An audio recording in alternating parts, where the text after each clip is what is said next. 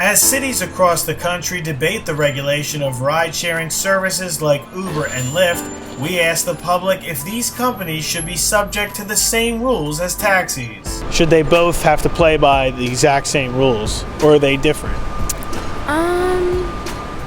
That's a good question. I think it's a little different.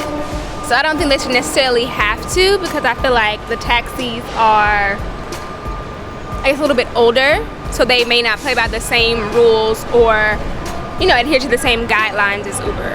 Now, DC and other cities are trying to regulate Uber more than just like taxis. They want to treat them the same. They're not gonna get no money because the taxi's gonna come up short.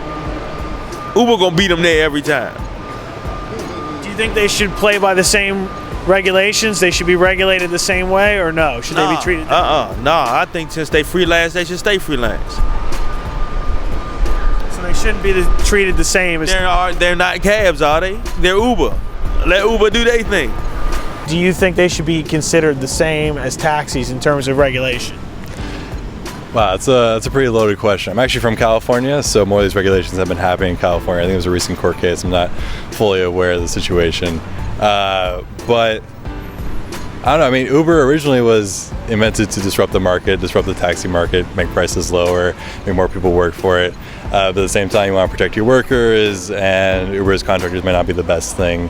But it's a multi-sided issue. I have no real good opinion about it because I can see both sides. So, do you think they should be regulated like the taxis? Oh yeah, of course. Why? Because we are regulated. They need to be regulated like everybody else. So I firmly believe that any regulation of economy is evil. It creates deficit, it creates corruption, and it lowers the quality of services available to people. So unless no criminal damage to passengers done, no regulations. So Uber should not be regulated like the taxi. Uber should work, city taxis should work, they should compete, there should be different modes of transportations, like small buses would do the tours, or maybe like computerized buses, or computerized non-driver's car, like taxis, or computerized non-driver cars like buses for many people, and everything like this. Everything that doesn't sharp criminal damage to the passenger, or to city property, or to property of third sides.